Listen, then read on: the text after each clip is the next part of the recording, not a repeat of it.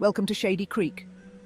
It was a small, quiet town, the kind where everyone knows everyone, and everyone knows to avoid Blackwood Manor. The old house stood on a hill overlooking Shady Creek. Its windows were dark eyes, watching. At night, strange sounds came from the house. Whispers carried on the wind, floorboards creaked, and sometimes a scream echoed in the night.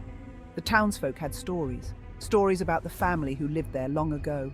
They disappeared one Halloween night, vanished without a trace.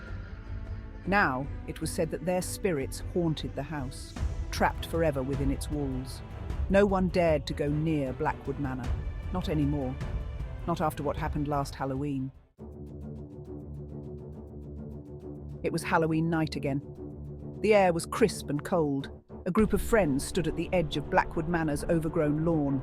There was Josh, the brave one, Emily, the curious one, Megan, the skeptical one, and Chris, the one who always tried to be funny. They shouldn't be here. They knew it was dangerous. But tonight, fear was a dare. You chicken or something, Chris? Josh taunted, flashing a mischievous grin. He knew how to push Chris's buttons. Are you scared? No way, I'm not scared of some dumb old house. Chris scoffed, trying to hide his trembling hands. But his voice wavered, betraying his bravado. Here we go again. Megan rolled her eyes and muttered under her breath. Come on, guys, let's do this. And with that, they crossed the threshold into the unknown. The house was dark and silent. Dust covered everything. Cobwebs clung to the walls like ghostly fingers. The friends crept through the house. Each room was colder than the last. The air grew heavy, making it hard to breathe. In the parlor, they found a small wooden table. A thick, leather-bound journal lay open on the table. Its pages were old and yellowed.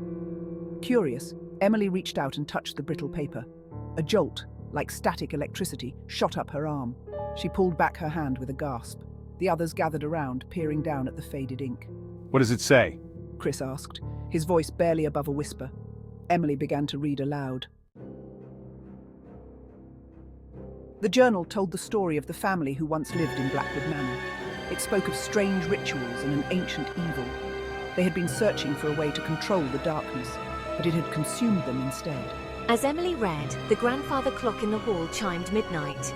The temperature in the room plummeted. A cold wind swept through the house, slamming doors and rattling windows. The journal flew open to the last page, stopping at a single chilling sentence written in a shaky hand. Don't turn around. The hair on the back of their necks stood on end. They were frozen in place, fear gripping them like icy claws. One by one, each of the friends felt it. A cold, creeping touch on the back of their necks. It sent shivers down their spines. They wanted to run, to scream, but they couldn't move. It was as if an unseen force held them captive. Josh, always the brave one, tried to fight it. He strained to turn his head, but the pressure on his neck was unrelenting. Emily's breath caught in her throat. Tears welled up in her eyes, blurring the words on the page in front of her. Megan, her skepticism shattered, felt a scream building inside her, but it died in her throat, choked by terror.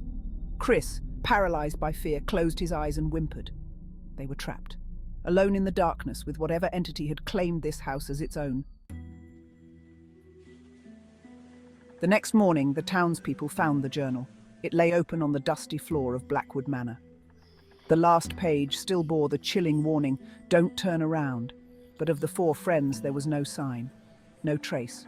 They had vanished. Some whispered that the friends had met the same fate as the family who once lived in the house, swallowed by the darkness. Others said they were still alive, trapped somewhere within the manor's walls, forced to relive that terrifying night over and over again. But one thing was certain. Blackwood Manor remained a place of fear, a haunting reminder of the darkness that lurks beneath the surface of our world, a darkness that whispers on the wind and waits for its next victims.